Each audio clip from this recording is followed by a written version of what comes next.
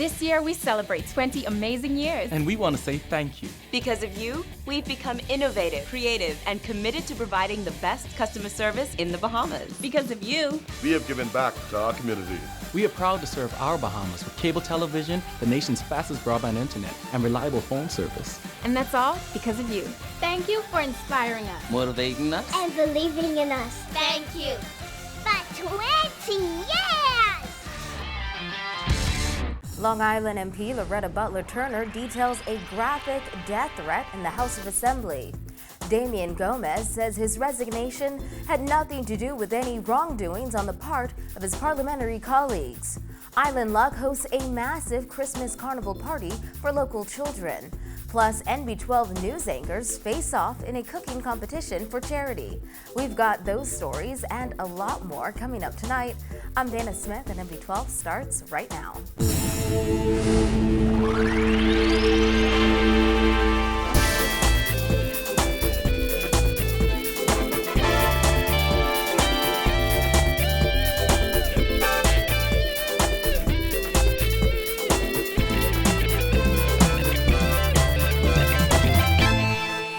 Helping news tonight, Long Island MP Loretta Butler-Turner has received yet another letter threatening her life. The lone female opposition MP shared her concern and fear with parliamentarians this morning, moments after receiving the detailed letter. Kyle Joaquin reports.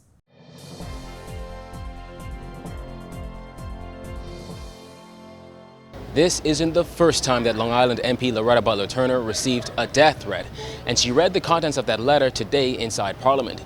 And in that letter, she was told what could happen to her if she doesn't resign. Listen as Butler-Turner reads the details of how the writer plans on causing her death if she doesn't resign. Resign now, or we will stick you in your spine with an ice pick, then blow your head off with a blank neck. Blank, and it's signed. Over the past 2 years, the Long Island MP has received a total of 5 letters threatening her death. The last 3 letters before this one, she said, were delivered in Parliament to her mailbox. The letter she received today was stamped and delivered to F&M headquarters on Mackey Street. I don't know what I should do at this point, because in the past, they've been turned over to the police, and there's really been no movement on this. But I do take this seriously, because people have got to understand that what I do here is a service to the country, and if they want me to resign, I can do that. They don't have to stick me in my spine with a knife with an ice pick and blow my head off. She then said she would be advised by the Minister of National Security as to where she should go. But the discussion didn't end there. Marco City MP Greg Moss then recommended that more be done than just a police investigation. I think for us to just gloss over that as quickly as that sends a wrong message to the public.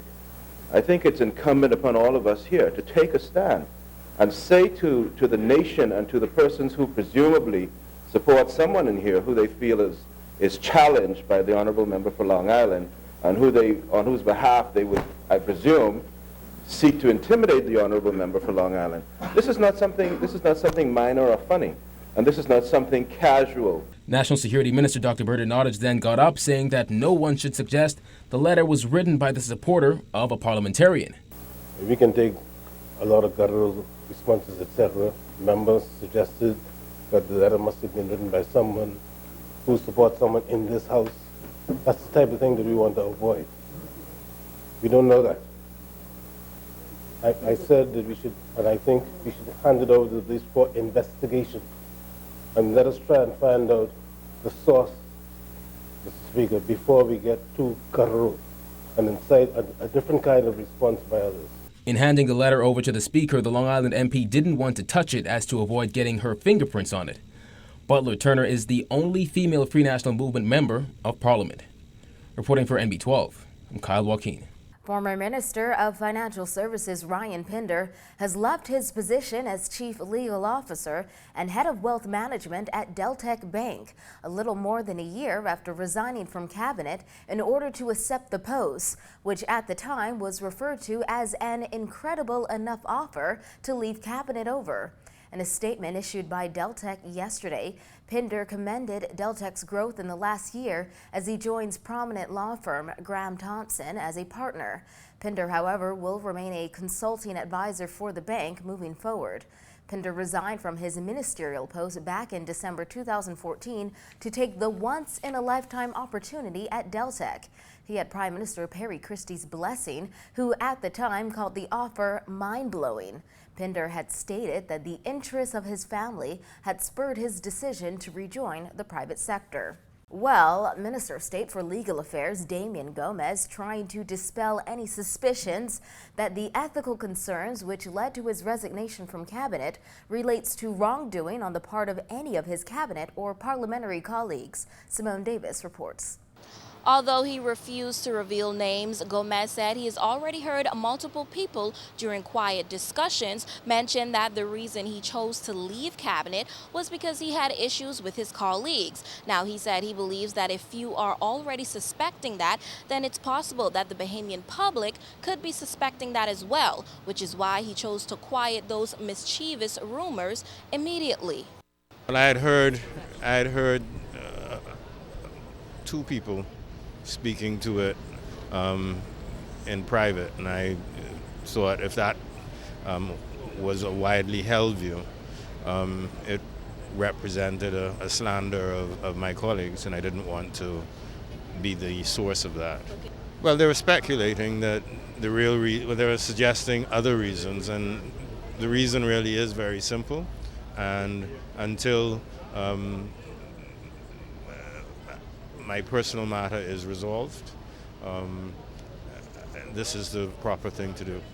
Gomez previously clarified that the reason he decided to step down in cabinet was not due to financial considerations. During debate on the petroleum bill in the House of Assembly on Wednesday, he said he was not dissatisfied with the payment of ministers. Considering that he declared his resignation was not a result of issues related to his colleagues, when asked if he was ready to explain the ethical concerns behind his decision, Gomez said he's still dealing with personal issues and refused to say more than that. Because people have been falsely saying that I'm dissatisfied with my salary and all of that. It had absolutely nothing to do with what I'm about. But I have a dispute with an entity that the government has a significant holding in, and that's as much as I'm going to say.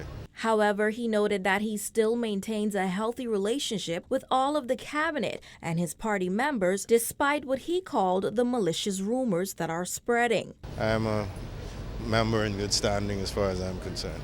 Reporting for NB12, I'm Simone Davis. Well, if you're considering purchasing a drone or perhaps already own a drone, the Ministry of Transport and Aviation is making a few regulations that you will have to adhere to beginning next February. Transport Minister Glenys Hannah Martin announced today that beginning February 1st, all drones or unmanned vehicles, better known as drones, will have to be registered before they can take flight. The mandatory certification process, as I previously indicated, will take effect the 1st of February 2016 for all owners of UAVs in the Bahamas to the 29th, and for any new UAVs on the 1st February going forward.